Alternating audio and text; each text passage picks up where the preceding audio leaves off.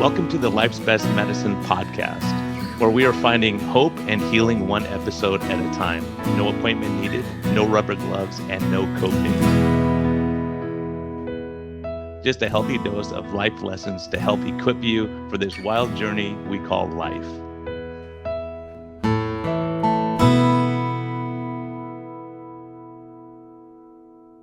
Hey everyone, this is a friendly reminder that we are here for entertainment purposes only.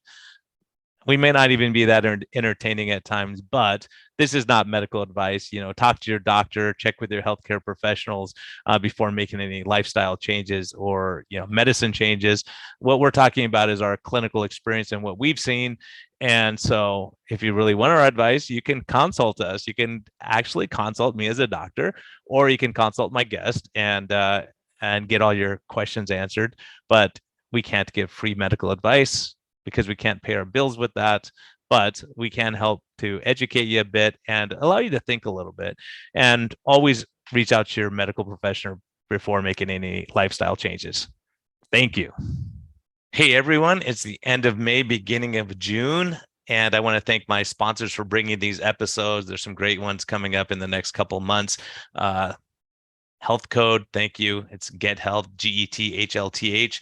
They have some great shakes, high protein, good fats, and I made ice cream out of it. So I made the vanilla ice cream and added some strawberries, and really was a hit at my Memorial Day barbecue, and also made their maple protein bars. All this is on their website at gethealth.com. And also we have a discount code. If you get their product, it's called MetHealth, M-E-T for metabolic health, H-E-A-L-T-H. And also Keto Mojo, thank you so much. I'm using them for monitoring glucose and ketone levels. And my patients love using it, getting their direct information very quickly, and they can share it with me. So it really makes life easy and helps us stay accountable and helps us double check on the continuous glucose monitors to make sure the sugars are correct. So Health Code and Keto Mojo, thank you so much. Greatly appreciate you. And thank you for bringing these episodes as we all get ready for summer. Hello, and welcome back to the Life's Best Medicine podcast. I'm so glad to have this guy on, Dave Danna. You've been doing some great work. You're doing a lot on social media, and you've like, people think miracles don't happen. You're kind of proving that they do happen. So, Dave, tell who don't know you, and if you haven't listened yet, go back to low-carb MD. He was on there and told his story in detail. So if we miss something here, I want you to make sure you get the whole story. So, Dave, welcome. It's great to have you. Thank you. It's a pleasure to be here. Well, tell us your story, man. Like, let's give it in a nutshell, growing up, how things were, and what brought you to make this huge life change. And you can let people know how much weight you've lost on this journey. Absolutely. So I had a pretty normal middle-class American, childhood. I grew up in New England and, an Italian Jewish family. What weight wasn't much of an issue. Health wasn't something I thought about. I didn't really get myself involved in any sports at school or anything like that. But my mom's home cooking kept me generally healthy, and that was the case through high school. I moved off to college, gained a little bit of weight during college, but nothing that I was that worried about. And then after college, I went off and started working for one of the big four accountancy firms on a big East Coast city. I was in the DC Metro and the Baltimore Metro, and paying student loans, a bit of a workaholic, I think. And my weight started spiraling pretty rapidly upwards after school. And within, I graduated in 2014, and by last year, I had gotten to the point where I was above 400 pounds. Due to a combination of bad eating habits, bad sleeping habits, all the stress and pressure from work, as well as probably some other mental health issues, which was something I didn't think about and didn't talk about for years. But as part of my current journey, that is part of what I'm trying to talk about as well. So that brings us in a very nutshell to last June. That'll be June of 2022. I flew for the first time since the pandemic. I'd taken a few years off of flying, as a lot of us had, and I had to ask the stewardess to get a seatbelt extender. And that was pretty much the most embarrassing thing that's ever happened to me. And then I got home from that trip and I was like, okay, something, I've been a bigger guy for a couple of years now, and it was time to stop lying to myself and start facing facts. And so I got the scale out. I had just moved to a new house and I jumped on the scale and it gave me an error message. And I assumed that the error message was because I had just moved into a new house. The scale was broken. I'll get a new one on Amazon. No big deal. And then that night I was thinking about it and I wondered if there was a maximum weight on the scale, just like there was a maximum size for that seatbelt that I had exceeded just a few days earlier. So I checked, and the error message was indeed because the scale had maxed out at 400 pounds and I was over that, and the scale worked fine, for everyone else. So the seatbelt moment and the being above the max on my scale was sort of my two wake-up calls, and that was in early June of last year. And so I decided I need to make a radical change, several radical changes, different than what I had done in the past. And 4 weeks later, after muddling my way through some early diet attempts and exercising at the gym at the end of June of last year, so June 29th of 2022, I got 399.9 on the scale, which may not seem like a victory to most of y'all, but that was better than getting an error message, which is what I had been getting every few days for 4 weeks at that point in time. And then since then, I take that as my starting weight because I just don't know where I really started. But as of last week, I'm down to 298. So I've lost over 100 pounds in the 11 months it's been. And, I have about another 100 at least to go, but it feels good that I've been taking it slow and staying and safe, and then it's really paying off for me. It's been a crazy journey.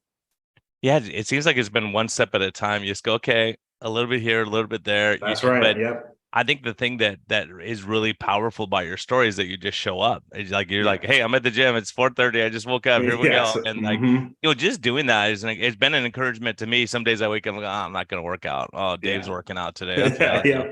Right? I appreciate that. Yeah, I think that has been a lot of it. I had like every fat guy, I had tried and failed at dieting numerous times before, and so I wanted to do something different this time around. And one of those differences was I'm not going to try a fad diet or something really quick. It's going to promise me some ridiculous amount of weight loss in a short period of time. I'm going to take the approach of finding what works for me and then doing it, and then understanding that if I have 250 pounds to lose, that is not a 6 month process. It's not a 1 year process, right? I'm probably looking at a 2 year process, and that means a couple of pounds a week, and that's what I'm going to do every week. I'm going to exercise multiple times a week. I'm going to stick to this diet every day, and I'm going to have to train myself and work on my mental health at the same time, so that I'm okay with seeing 1 pound, 2 pound, 3 pounds of weight loss a week, and I'm not going to expect a pound a day or to lose 200 plus pounds in 6 months or some crazy thing like you see sometimes online. And what was your trajectory like? I mean, did you lose a bunch of weight at the beginning, then kind of plateaued out a little bit Yeah. and then slow down? Or have you had times when you gain weight and you're like, what's going on? And had to make adjustments? How has that journey been for you? Because that's the biggest thing. I think people lose weight a lot of times at the beginning. Then they're like, I'm only losing like 1 pound a week. I'm like fed up. It's like, you're losing 1 pound a week. You're not going the Yeah. wrong way. So Yeah. how is your trajectory on the weight loss? So initially, that first month, that was very frustrating because I could tell from non-scale things that I was losing weight pretty quickly in that first month, all that water weight and all that junk clearing out of my system. But because I was still getting the error message on the scale, I couldn't see that scale victory yet until I hit 399. So that first month, I do think I probably lost 15, 20 pounds, something really high, but I didn't see the number because I knew I was above 400 pounds and I knew I'd been eating terribly. And then after that, last year I was settling into like a pretty stable 2 to 3 pounds of weight loss. I had a little bit of a plateau last September, and that happened to coincide with the first time I went to the doctor's office in a decade. I had been avoiding it because I knew what they'd say because I was a fat guy, right? I didn't want that. I had insurance. It was just a mental health thing. I just wasn't going, but I told myself I was going to find one. I was going to go, and I did. And so last September, I got my initial blood work back. I'm talking to that doctor, and the few weeks before that, I had been down to losing less than a pound a week, and that was very disheartening. And then seeing that blood work and seeing all of those pre-diabetic, borderline high blood pressure, A1C above the range is supposed to be, glucose too high, everything was in the danger zone, and I was only 30. That was the catalyst to get me going towards the end of the year. And then one thing I've been talking about right now is that I hit, under 300 pounds a week or two ago, and I have seen it slow down a bit since then. And I think that's probably natural as I'm no longer in the 400s, I'm no longer in the 300s, and I want to make sure I develop a strategy going forward that, if it's just 1 or even 1.5 pounds a week, I'm okay with that because I've already taken off, 100, 125 pounds. Well, I think the hard thing is, and this is something I observe, I see it in my patients all the time, and it's that weight loss is probably the worst marker, like what the weight is Yeah. doing. Because a guy like you who's working out at the gym, you're putting on muscle mass, you're going to gain muscle mass and you're losing visceral fat at the same time, the bad fat around the organs. So sometimes on the scale, it could be a wash, but you'll see that your clothes get looser, that you're feeling better, that your energy is going up. So it's really hard when we focus on the scale, because someone who's lifting and working out, a lot of times you're going to retain some fluid in the muscles, and so it slows the process down in Yeah. the short term, but in the long term, there's huge dividends to be paid. Absolutely. And I saw some of those non-scale victories when I had my follow-up blood work done this January, and a lot of those numbers are moving in the right direction. I've seen that when I'm now in the third or fourth round of having to buy smaller shirts. I started at a 5XL and I'm now needing to switch into a 2XL. And so I think a lot of those non-scale victories are what I try to highlight to myself mostly, but also to everyone else, just to make sure, like, hey, like my mental health is exponentially better, right? My sleep has improved. I can't really show you that, but it is much better. And that has been a huge part of the journey, along with 100+ pounds of weight loss. So I do think that the mental health specifically, but the non-scale victories, they're tougher to show and they're tougher to measure in some cases, but just as important, especially as some of that weight loss slows down, as you were saying. Yeah, and that's one of the things Tro and I noticed early on, 4 years ago when we talked about the mental health aspects of getting your diet corrected and exercise and sleep and all these other things that go, because they're all interrelated. Because if you're, 500 pounds or 450 pounds, your sleep's going to be messed up. When your sleep's messed up, your stress level goes up. When your stress Yeah. level goes up, you get more stress eating, and then as you're more stress eating, you get more frustrated with yourself, and you get into this huge spiral that so many people are in. And so it's hard to take those first steps when you go, look, I got 200 pounds to lose. It's like, Yeah. it's hard. It's not like you have other people are complaining about losing that last 10 pounds. Yeah, it definitely, that's very true. And I think early on, one of the things I wanted to do differently this time around was tackle the mental health along with the physical health. And I think in the past, I had just attempted to focus on diet and exercise, and I had tried to focus on diets that didn't make me feel good. I didn't like the food I was eating, and exercise that I didn't enjoy, mainly the treadmill and lots of cardio. And so ignoring the mental health aspects and picking a diet and exercise that didn't work for me made it so that this time around, I wasn't sure what diet would work for me. I wasn't sure what exercise would work for me, but I knew what diet hadn't worked. I knew what exercise hadn't worked. I knew it had gotten me over 400 pounds. So the first thing that I really did on my journey was cut out what I knew didn't work and just see if what was left would work, and then tweak it, and then reach out and learn from the community and trial and error as I go. And I tell people I'm no expert, right? I'm an accountant. I don't have any sort of medical or exercise background. I'm just trialing and erroring as I go and seeing, making sure that I'm checking my scale victories, my non-scale victories, checking in with a doctor every 6 months, and I'll continue to tweak it as I go until we get to my goals. And even, I mean, to be honest, beyond that, at this point, it's going to be, a lifelong lifestyle change.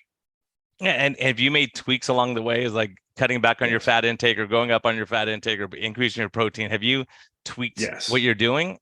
Yes. So initially, one of the big things was I didn't want to drink my calories, and I wanted to increase my water intake because I felt like I might be dehydrated sometimes, and I was eating and when I was really just thirsty. And what I replaced that was with a lot of diet sodas, and I've now cut those out as well. While I like the taste and I do enjoy them, and like I'm not going to pretend I don't, I think they're more enjoyable to me than water. I thought they were making me hungry, even though they didn't have calories, and I thought that some of the chemicals and artificial sweeteners that were in there, although again, I'm not a science guy, I don't know it, but I figured they probably weren't great for me, especially in quantities. So one of the big tweaks I did was now I really am focused on just water and like occasionally coffee or tea or something like that. But I've cut out a lot of diet soda. And along with that, I've tried to cut back on some of the, I don't know, we call them artificial sweeteners or like sugar alternatives, where I feel like those are triggering cravings for me, especially in the evenings. And so I sort of am able to lie to myself because this says it doesn't have any sugar, or it says it has a low level of carbs, but it's triggering a binge response in me, or it's triggering me to want to overeat, or I'm allowing myself to overeat because the nutritional label, is hiding the sugar somewhere else. And so those are the two big tweaks I've made. And then what I'm trying to incorporate currently is some sort of intermittent fasting, which has been a little bit more difficult for me. But yes, there definitely, like I said, when I first started, I was mainly cutting out a lot of bad stuff. And then over the next 10 months is when I really came to like what I do personally, a low carb diet, a lot of meat, a lot of vegetables, some fruit. But that was after tweaking and cutting out a bunch of other stuff. Initially, I thought I couldn't do it because it was too restrictive. It wasn't sustainable. And as I've gone, I found actually the more I restrict myself, the more sustainable it gets. I assume there's a balancing point somewhere, but I haven't quite found it yet, because a lot of the things I was allowing myself early on just turned out to be temptations that were holding me back, that I cut out. And now, in hindsight, I feel better doing that, and I wish I'd done it a little bit earlier. Yeah, that's a tough one, because and Tro's coming out with data. A lot of people are coming out with data, and I'm seeing it clinically in my practice where some people, man, it's an individualized thing, but some people, the more restrictive they are, the better they do. They say, oh, this is easy. If I'm just eating carnivore, I don't crave sugar anymore. And so I don't go into the binge eating. And when people are doing more fasting, sometimes they say, yeah, I don't feel like binge eating. And who knows? I mean, there's a lot involved with the calming effects of ketones and getting that insulin better and getting metabolically healthier makes a big difference. And so it's not just what we're eating too. And it's like, and I look at you and I go, okay, you're educating yourself, you're going through school, you're working a ton of hours, you got, getting engaged, you got all these things going on at the same time. I mean, you're going through major life upheaval, even if it's good things. Those are things that sometimes we say, well, I just graduated, so let's celebrate and go out for dinner. Let's go and have this at dessert because I deserve it, because I lost 100 pounds or whatever. It's really when you're going through this, it's how we cope with life a lot of times. Yeah, people do ask me, like, what did you do to celebrate? Like, I did a little bit. Like, I was already going to Philly that weekend, and I had a Philly cheesesteak because I was in Philly. But like, there was nothing else. There was, like, that was it. Like, that was as much rope as I wanted to give myself, because I know, whether it's an addictive personality, something going on in my mental health, I know if I give myself more rope than that, I'll hang myself. And that's just something I've come to, that, like, again, I'm not sure how restrictive I can go before it would be too restrictive, or before it potentially get unhealthy. But like, the more restrictive I'm going with the low carb and with the diet, the better I feel and the easier it is for me, which is, to me, was counterintuitive, and also was completely antithetical to the sort of like calories in, calories out, everything in moderation approaches I had taken before that hadn't worked. And it's indicative to me that like this radical approach, again, maybe is what I should have told 400 plus pound Dave a couple of years ago, right? that he should try. Yeah, I think, and that's the hard thing, because I've always been against the hard line, like saying, hey, look, you can never eat bread again in your life. But if you say, look, every once in a while I'm gonna have a Philly cheesesteak sandwich, I enjoy that, or I'm gonna go and have this dessert that my grandma made that's special, and then get back on track. The problem is, sometimes when we're and it's really an attitude too, because you're looking at the future and you're looking long term, and you're saying, okay, it's not worth it anymore. So when you get that mindset, so many people are like, oh, I didn't have the cake, I wish I had the cake, I wanted the ice cream, and it's a hard struggle for them the entire time, saying, hey, I get to eat a ribeye steak tonight, I'm happy. Right? I don't need to have the French fries and the toast and all the other stuff that goes with it. I think when you get into that mindset and you realize the negative part of eating donuts and how you feel and how it makes your sugars react, then you say it's just not worth it anymore. Instead of saying, I want it so bad, but I'm going to use willpower not have it. Yeah. And I try to, what I've generally come to is that 70, maybe 80% of my meals, I'm now trying to prepare at home with ingredients I purchase, keep it very clean, keep it very low carb. And the other 20 to 30% might be in social settings or corporate settings, academic settings.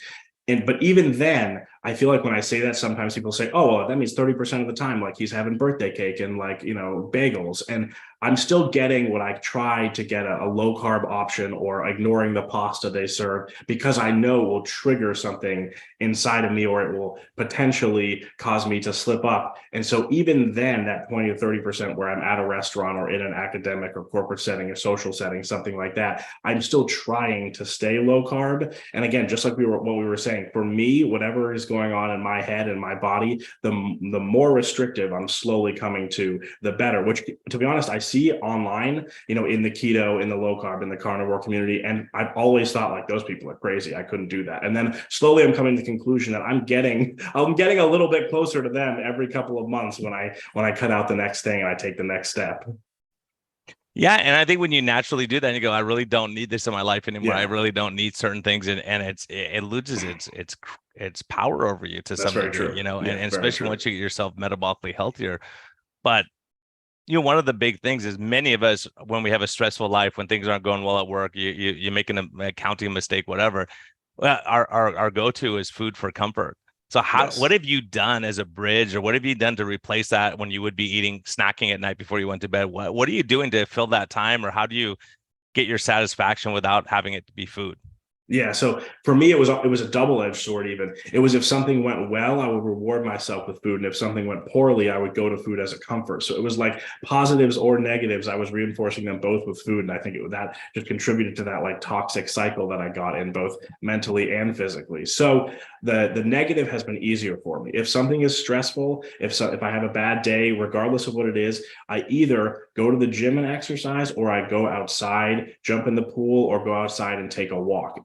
I don't know if there is science behind it or if it's purely psychological, but exercise has been a very good replacement, or a very good way to coping mechanism for the negativity. The positivity, if I had a really good day and I would reward myself with something, is much more difficult for me. And what I found is I still reward myself with food. It's just now a steak and some, seafood, or it's a very low carb sorbet, although I haven't found one that's very good. You know what I mean? I still do rewarding with food, which I know is dangerous. I just keep it to steak, like a bigger steak that I have, a nicer cut than I'd have. Maybe I go out to eat and have a steak that I know might be not prepared exactly how I'd want it. So it's still a reward, but it's now a low carb food reward. And I don't do it just every day. Like, it has to, something really good has to have happened. But the bigger thing to me was the negative food that I was using, and that has been replaced by exercise. That was really the toxic thing, because if I want to reward myself for a good day by having a good steak, that satiates me. I feel good. I recognize I've had a good day. I've had a good meal. That works for me. But it was the negative side, where I was going to a drive-through and getting 4,000 calories worth of food because I had a bad day, that then was ruining my sleep cycle, wasn't satiating me. I felt bad. I felt depressed and anxious and even more stressed. And then I woke up that way the next day. So I think it's a combination of replacing the negative with exercise and replacing the positive with something that's on my diet, but also still very good, feels like a reward and is on my diet as a positive reinforcement. Yeah, and you're looking at the long term. It's a long term lifestyle. So if you get a bump in the road here and there, the holidays come up. I think what I find is some people do great, and then the holidays come up, or they have candy at Halloween or something, and then all of a Yeah. sudden they're off the trail for 4 months, 6 months. Other people go, yeah, I had cookies with my girlfriend last night and I'm back on track today. Here we Yeah. go, and that's why the continuous glucose monitor has been such a benefit in my practice, because I could see, oh my gosh, you've had 5 days in a row that are disasters. What happened? We could talk about it. What's going on? No, I'm Yeah. going through a divorce, or I'm having life stress. And, there's so many factors involved. And I would love to Yeah. ask you, I think Sure. there's a perception when someone's gets to be 400 pounds plus, that they're lazy, they're not smart. There's all these things, these stereotypes that that you're a glutton. Yeah. What would you say to someone like that says I, that?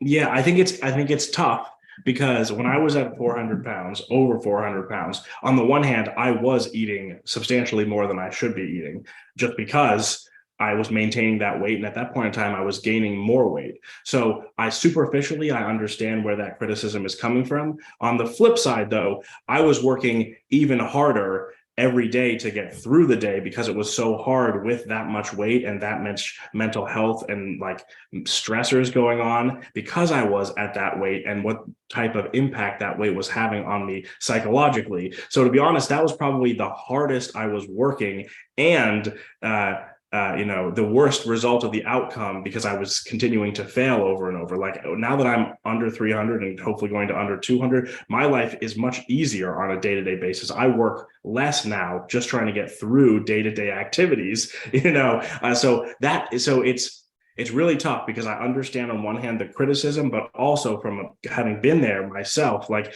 those battles were the hardest I've ever had to fight, just to get through the day, just to make it through a basic work day. And so really, that was when I was fighting my hardest. And I do wish that early on, when you get those criticisms, they could be directed in, somewhat like a more of like a positive way, and offering help and offering assistance and guidance. But I know that for people in that situation, the biggest roadblock to me when I was over 400 pounds was that I was lying to myself and I was keeping it bottled up and I wasn't receptive to external help. And that is something that I haven't figured out how to deal with when people ask me, people slide into my DMs and they say, hey, like, can you reach out to my daughter who's really large and, having issues, and I'm concerned about, her size. And it's like, I can, but to be honest, she needs to be ready. They need to be ready. And so we're in this toxic cycle, like, I think, as a culture, where you see a lot of this sort of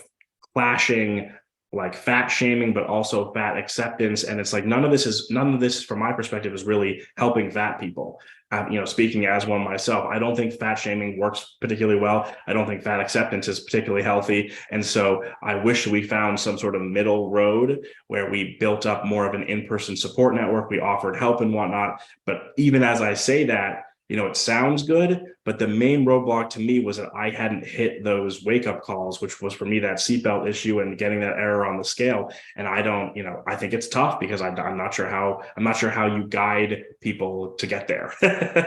Yeah, it's a hard thing. It really Yeah. is, because I don't like it. I see both sides of the extreme, and I don't like either one. I agree with you 100%. And that's why I love when you make statements like when you're, I'll probably misquote you, but you were basically saying, look, if making fun of someone who's morbidly obese at the gym is like making fun of someone who's homeless that's at a job fair, they're trying to make themselves better, and you don't know where they are in their journey, and what life struggles they've had, and the fact they're there and showing, like you say, just show up. Yes. And so many people are intimidated. It's like, you're 500 pounds. You're like, you don't want to go to the gym and be embarrassed because you might break the machine. For sure. Yes. Yeah. Oh yeah. When I first started at the gym, I was going to post about it today. There were machines that I couldn't fit on, right? And that was incredibly embarrassing. Not to mention the fact that I'd never been in a gym before. So I don't know how to do any of these. And there are bros in here, like, lifting the amount I weighed even then at 400 pounds. It was incredibly intimidating. And, I don't think that making fun of someone in that situation would be beneficial at all. I think that's pretty obvious. Now, I will say that the gym community turned out to be some of the most like helpful and inclusive and supportive communities that I found. I just wish that I could convince prior me, 400 plus pound me, and other people in that situation that is true. Because even today, walking in, like I was sitting there when I was making my little video in the parking lot before I walked in, and I was saying, wow, like, this parking lot is more crowded than it normally is at 4:30. Like, I like to see it. People exercising, that's good. I don't like to see it. The gym's going to be crowded. I'm still a big guy. Like, I think it's still not easy to walk into the gym, even knowing that the community is one of the best ones that I found, one of the most supportive ones I found. And I do think it puts a roadblock in front of a lot of people from even starting their journey. And it's not just that I think that it put a roadblock for me, right? Like, it took me to get way past where I should have started to actually start. And, that's on me. That's quite unfortunate. Well, and a lot of it's so mental. You think people are Yes. going to be, but I think a lot of people who are investing in themselves, they're trying to make themselves healthier, are some of the most kind people out there. When I go for a hike and I see people out there, no one asks me my religion or my political affiliation or anything like that. You're like, hey, what a beautiful day where you're enjoying the beauty together and you're doing something positive. So, I think a lot of the people who are out there trying to make themselves better, they see it in you and they want to encourage you along the way, and they're not there to bring you down. Now there's going to be the gym bros who, of course, say, hey, there's only for the big muscle guys to work out over in this section or whatever, but there's so many good people out there, and a lot of those guys are really great people too. Yeah, it's been substantially more positive and more supportive than I would have initially anticipated. And also, like, it's been a lot more useful. When I was really big, you would get tons of advice like, well, you should really like work on your diet so like you can lose weight. And it's like, yeah, I already know that, right? I'm like, like, I got myself to this level, right? I'm a functional adult, right? Like, I understand these things, but it's a lot better. It's a lot more impactful when a guy who's been working out for a decade and is massive gives you a compliment at the gym and gives you a tip on like your form, like make sure your feet are flat on the floor and you're doing great. That's like worlds of better. It makes my whole day as compared to someone being like, well, like, have you tried like a salad? Because you gotta lose some weight. You're right. Like, or they'll say you're doing it wrong, but they won't tell you how to do it. Right? Exactly. Yeah. So honestly, it's been a blessing. I go every morning, and I wake up at 4 a.m. at the gym by 4:20, 4:30, 5 days a week. And if if I didn't recognize the importance of rest days, I would go the other 2 days. I mean, it's been one of the best habits I picked up, which like, again, like I didn't play sports as a kid. I was a nerdy Jewish kid. I'm now an accountant. I'm way out of my element, way out of my comfort zone. But like that's where I've had the most growth in the last 11 months. And it's like, even if I move to a different town, there's a different gym. I'll roll on in there at 4 a.m. It's been something that I'm going to continue doing forever. And it's been, I say that 99% of my weight loss has been mental health and diet, and that's 100% true. But that 1%, the exercise, is so important to confidence and optimism, all the other health benefits. Leaving the gym after 45 minutes covered in sweat before the sun comes up, before anyone else wakes up, makes me feel like I've already crushed the day, even if the rest of the day is a train wreck. And I try to articulate that to people who are having that gym intimidation, or who think, most of weight loss is diet, which is true. I'm not saying it's not true, but the mental health aspects that go along with the exercising is such an important part of weight loss that I don't think I'd be as successful without it. I can tell you for a fact you wouldn't be. It's very a lot of people do one or the other. Some people Yeah. will exercise excessively and they eat whatever they want, and other people will not exercise and they're starving themselves. And you go, gosh darn it, because in the long run, I think what we're going to find, I think what the data shows is if you maintain your muscle mass while you're losing weight and you're telling your body you're not, I mean, really, ultimately, the more I'm around, the more I realize, oh, it's not our body trying to kill us. It's trying to keep us alive. Yeah. Right. And it says, Dave, Very you're eating true. way too much cookies. Let's store it as fat because it can't stay in the bloodstream. If it does, you have diabetes. So your body's Yeah. protecting you from diabetes. And now that you're exercising more, your body says, you know what? You got all this extra energy, Dave. I'll just tap into this. So you're not starving and miserable. And I wish we had, if you were with me or Tro this whole time, we would have had insulin, A1Cs, Yeah. triglycerides, HDL, all this stuff all along your journey, and go, oh my gosh, because I'm telling you, I have people that their weight might be coming down slow, but I see their insulin go from 85 down to 9. I'm like, oh, geez, this is huge. Or A1C go from 11.1 down to Yeah. 5.2. And the long-term effects of that. Absolutely. Absolutely. Yeah. People do ask me that about like blood work, or, the continuous monitoring. And I'm like, well, I've gotten my blood work done twice, but unfortunately it was like, I didn't get it done until I'd lost at least 50 pounds. Even then they were all in the danger zone. And, I'll get them done again, every once or twice a year forever. But, yeah, I do understand that there's, again, knowing now in hindsight, I would have tracked a lot more from the very beginning, because I do think it would be more reinforcing to me in terms of seeing those non-scale victories for when the scale starts to slow down. Like, dropping a shirt size is great, but there's only so many shirt sizes I can drop. But if you were tracking all of those other metrics along with them, again, if I had to give 400 plus pound Dave some advice, I think I would start out earlier. I mentioned I had avoided a doctor for 10 years, and I did until I was 3 or 4 months into it. And so even then my numbers had come down somewhat, I imagine. What do you think the biggest change has been in you from when you first started to now, like as far as like self-esteem or how you view yourself or how you view the world, pessimism, optimism, whatever? What's changed in you? Has anything changed, or are you still the same guy? I'm a lot more confident. I think that's been the biggest one. And I'm a lot more optimistic. I've always been like generally an optimist, but seeing slow progression over time add up, and then having the confidence to like post selfies of myself at 300, 350, 400 pounds, and then seeing that positive feedback loop from the community has really boosted my optimism and really boosted my self-confidence, which I think then flows into probably things like my work product and finishing school and things of that nature. So from a mental health standpoint, I think mental health, it's tough for me to say this, I think my mental health has improved more than my physical health has, even though I've had such a drastic physical health change. Sometimes I think I post a picture and I post a little clarification that I probably don't need to, but it's like, yes, like I'm still big. Like you're still looking at like a 298 pound guy. I'm 5'9", right? I'm not tall. So like, I'm still big and I still have more than half the weight to go. But that mental health improvement, the confidence, the optimism has been mind blowing over the last 10 or 11 months. And the other thing that I don't talk about a lot because I'm not particularly good at it yet is I know people always ask, when do I go to sleep to wake up at 4 a.m.? I'm not sleeping enough. I completely know that. I'm not sleeping enough. It's something I have to work on. I haven't figured it out yet. But compared to a year ago when I was over 400 pounds and I was binge eating thousands of calories before trying to go to bed like 25 minutes later, I sleep much better than I do now. And if I'm getting about 6 hours of sleep on a weeknight, I sleep solid for those 6 hours. I'm not getting up because I have to use the bathroom every 2 hours, and I'm not waking up sweating. I'm not waking up worried about my heart, what my heart's doing, right? Like it's substantially better than it is right now. So one of the reasons,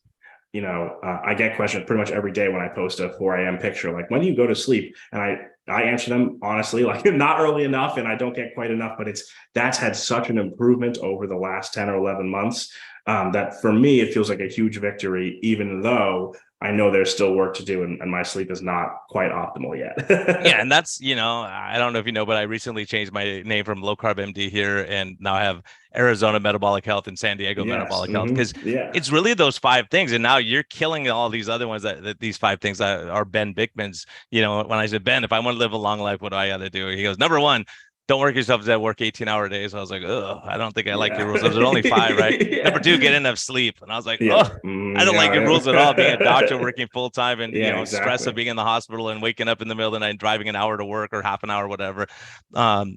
Next, eat real food. Next, exercise regularly. Next, Yeah. don't smoke or drink to excess. Yep. And it's like those 5 things. So, okay, what are those 5 can we tweak? So now you're tweaking all these other things. You go, okay, sleep's the one I have to work on, but you're Yeah. aware of that. So it may be that sleep is your hindrance down the road, and you go, okay, let me work on the sleep, and I'll work out a little bit later, or figure out life in a way that, okay, I'll go for a walk at lunchtime, or I'll do, just figuring out how to get this, how to get all your ducks in a row, and how to get things aligned for you. And you work on what you can. Sometimes you go, okay, I'm going through a life stress right now. Like I mean, during this process, people have to realize you get your master's degree, you're working full time, you get engaged, you have a lot of life stuff going on that can throw us all off kilter, right? And obviously coming through COVID, where everyone was locked down and you couldn't travel, you couldn't do certain things. And so you may be at home, you may be eating more because you're like, okay, I'm at home, bored. What do you do? Because for me, my house is my danger zone. At work, I work all day. I don't think about food at all. But then when you're at your, you worked a hard day and go, okay, what do we have here in the fridge, right? Definitely true. Yes. So yeah, and I think going back to what we were talking about earlier a little bit, was that loving yourself enough to accept where you are, and then say, okay, I'm not going to keep myself here. I'm going to go and push myself a little, make myself a little bit better tomorrow, because we're in a really dangerous spot, because we all know if someone's 500 pounds, you're going to have sleep apnea, you're going to have self-esteem problems, all these things, and you don't want to crush someone's self-esteem, but you have to say, look, there are, your insulin's through the roof, your A1C is high, you're like what you saw when you first saw your labs. Yeah. When you didn't know it, you just assumed, oh, maybe I'm lucky and it's not going to be a problem. So many people I see that, where their doctor goes, oh my gosh, you're lucky, you're healthy, and your A1C is normal. Oh yeah, but you didn't check their insulin. It's on 98. That is not normal. That is not healthy. That is a disaster coming, right? When you start seeing things like that, and you say, what can we intervene on? So you've done such a good job. And also the thing I love about you is you go, okay, here's where I'm struggling. To show a picture of yourself when you're over 400 pounds is brutal, as your comparison. Yeah, it is. And you put yourself out there without knowing the outcome, right? Because you don't know, you've struggled before, and you go, oh gosh, I'm going to go on here and make a big scene. And then all of a sudden I'm like, people are like, whatever happened to Dave? He disappeared, right? Yeah, exactly. Yeah. No, one of the things that I wanted to do differently this time was, I think my life was going very well after college, with the massive exception of my health. My career was going fine. My college went fine. I was in grad school working on it. My relationship was going well, except there was this massive thing with my health, and I lied to myself, and I bottled it up, and I kept it pushed down. And then COVID rolled around, and because I'm an accountant and you could do accounting from everywhere, I got to live, by myself. I didn't have to see anyone. I didn't have to, people didn't say, hey man, you gained like another 100 pounds. No, I was just in my house, right, for 2 years. And so that's where the last probably 75, 80 pounds came in. And so one of the things I wanted to do this time was just post gym selfies and pictures of me on the scale every couple of days. Initially it was Instagram. Obviously now Twitter's the one that's taken off for whatever reason. But so that I could look back and be like, all right, that's my name at the top. These are my pictures, and I'm either seeing progress or I'm not seeing progress. But either way, this isn't going to be another attempted diet where I lie to myself until I give up and then I'm 25 pounds heavier all of a sudden, right? So that was one of the things that I wanted to do differently this time, that there had to be an accountability metric for myself, that didn't rely on anybody else because I had gotten quite adept at lying to other people and lying to myself and avoiding things like the doctor. Yeah, and community is a huge thing too. So you kind of built your Absolutely. own community, right? Yes, Like that's yeah, absolutely. here's my journey. This is like it or not. Here's where I'm at. And that's one of the other things I talk about, or I try to talk about, is a support network and a community, both in person and online. This is the first time I've really talked to my parents about it. The first time I really talked to my girlfriend about it. My siblings, my extended family is, well aware of it, as well as this online support network. It's one of the things that does give me the strength to keep going on the days I don't feel like it, is knowing that there's all these people behind me. And yes, they're pushing me. So I got to do it. I have to be. And they all expect that 4 a.m. picture. Dave's on his way to the gym. And if not, I'm sure I'll hear about it. Right. But also, if I do have a rough day, if I do need help, if I am looking into, I remember early on, I posted about the fact that I wasn't sleeping well. And Huberman responded and I was like, oh, like that, like out of the blue. And I was like, this is like the power of like just being honest and asking for help. And you have these people who will just roll in and be like, hey, like, here's a sleep guide I did. And I probably shouldn't have mentioned that because I still don't sleep well, but it's just having a support network in person and online, and being honest and open with them is something that now gives me great strength. And in the past was something that I would never have done. It was just absolutely off the table. I can't admit I'm 400 pounds and can't figure out how to lose weight, right? Like, I'm a smart guy. I'm doing well in life. I can't admit that. And admitting it to myself and then to others, a huge source of strength and a huge difference that I tried this time. Very glad I did in hindsight. Well, and it's funny because I've talked about it recently because one of my patients kind of criticized me. She said, "You're way too humble. Like you don't take, like you don't take yourself too serious in this stuff." And I was like, you know what? When you're humble, like you are, saying, "Look, I haven't figured this out. I need help," and then you have Schwarzenegger helping you out. You have all these big names saying, Yes. "Hey, Huberman, like I don't get messages from these guys." So, these people really want to help and they really want to believe and they want to invest in people and help. And that says a lot about them. I picked on Arnold a couple times, but when you said no, he's been decent and reached out and like encouraged me and says like, wow, that's, Yeah. that does say something about someone that they're, it's not like that you have 10 million followers at that time. They're like, hey, I really want to help this kid. I want to Yeah. help move him down the road a little bit. Yeah, absolutely. It's been humbling and just like wild because it really wasn't expected, and there's no strategy behind it. I really don't know what I'm doing, but I hear people tell me every day that I inspire them and I motivate them, and I try to articulate this back, but like it inspires me and it motivates me, and it's one of the main factors that keeps me on track and going and pushes me forward at this point in time. And there's a huge amount that I've learned from both online and in person that I'm not sure this is true for other people who are my size or bigger, but I think there's an embarrassment and a shame that keeps it walled in and keeps it bottled up and pushed down. And I do wish that I could tell prior me and other people in the same situation that opening up both in person and online to these support networks has been one of the keys to, at least, so far, the first 10 or 11 months of my success. Yeah, man, and you're crushing it, and you're just like one step at a time, and Thank and you. and Yes, your honesty and your struggles and all that. I mean, it's definitely if people aren't following you, they got to follow you. So I appreciate it. we'll talk about that and how Of people course. connect with you. I know we did that on Low Carb MD, but yeah, tell people how they connect with you. So I'm Davey Danna on Twitter and David E. Danna on Instagram. Those are the main ones. People made fake accounts for me on Facebook, so I made my own one just so I have it there. So I also do have a Facebook, and I'm Davey Danna on YouTube as well. Again, once the fake accounts started popping up, I made myself everywhere. It's all my name.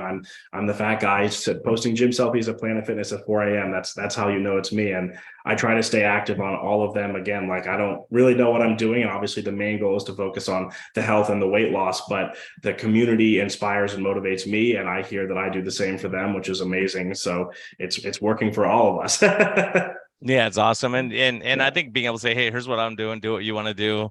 Yeah. I'm gonna work on the sleep thing. I'm gonna work on some things and Yeah, over time you absolutely. kind of just figure it out and you just Yeah, get healthier and stronger and more adept at doing these things. absolutely. That's definitely the goal. Yes. Now I have to ask you I have to ask you the hard question. Sure. Medicine for you. Where do you go when things are terrible? What keeps you going? What motivates you? Find it, like what's important in life, basically.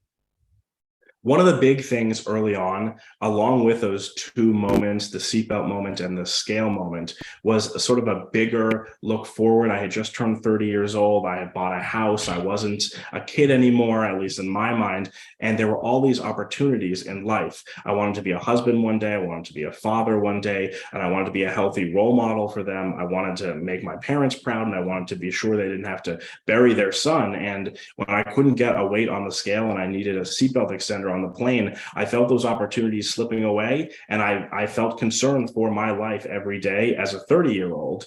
And so that really, thinking back to that on the days I don't want to get out of bed, that keeps me motivating. At this point in time, luckily, a lot of the motivation has turned into discipline and routine, but I'm not going to pretend that happens every day. There are plenty of days I don't want to get up early, and thinking about both the past and the future and my goals, especially being a husband and a father and a healthy role model for future kids, but also more realistic things. I want to keep climbing in my career. I want to buy more houses, have more real estate. And I just, at 400 pounds, I was having trouble with stairs and folding chairs, right? There wasn't, all these opportunities weren't possible to me.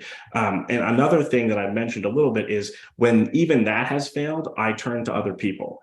I often say now that no man is an island, and I didn't come up with that. Somebody else way smarter a long time ago did. But like, I talked to my girlfriend about it. I talked to my parents about it. I talked to my grandmother about it. And I talked to people online about it, because none of those people in my real life have ever been over 400 pounds. But there are people online who you can reach out to directly, me or other people who have been 400, 500, 600 pounds.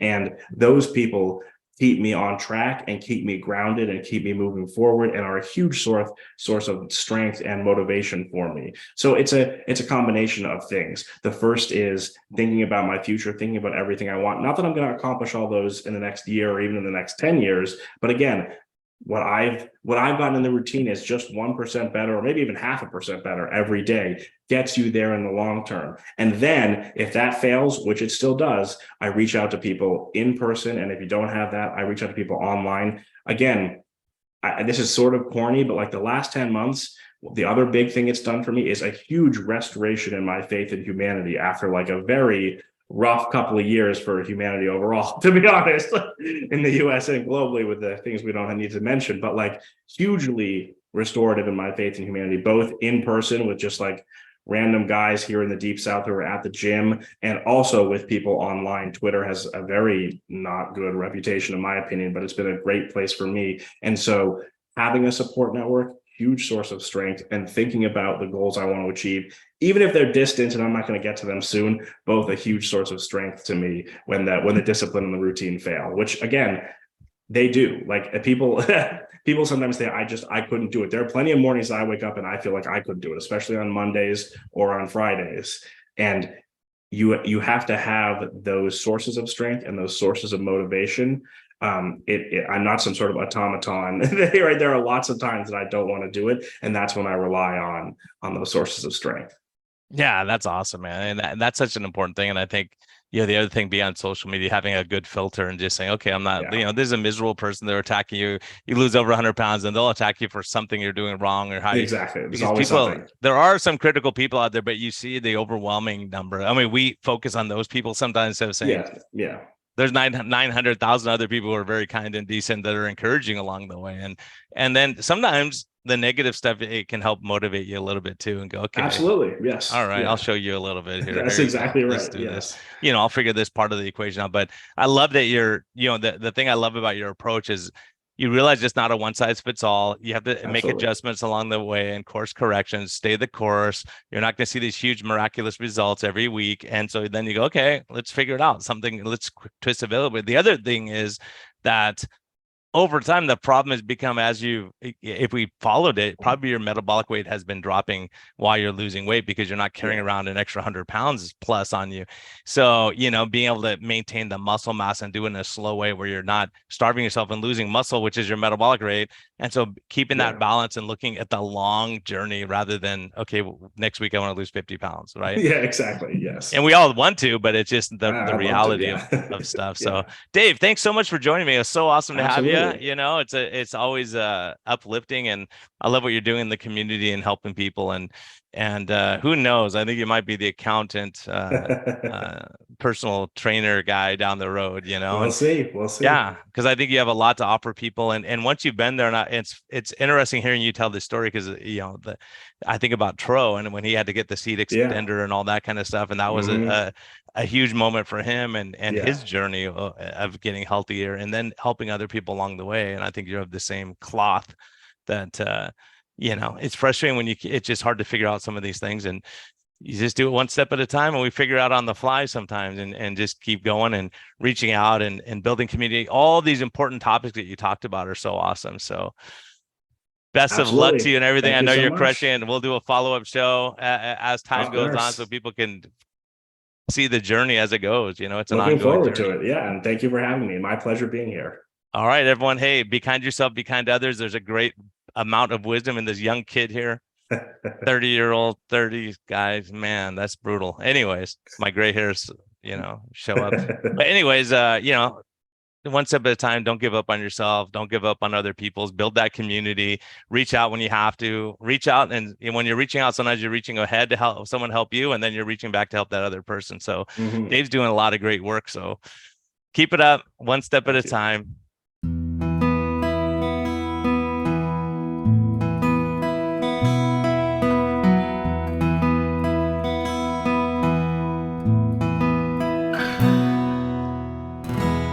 Thank you for listening to this episode. We greatly appreciate your support. We would greatly appreciate a positive thumbs up on all of the platforms like iTunes and Spotify or wherever you're listening.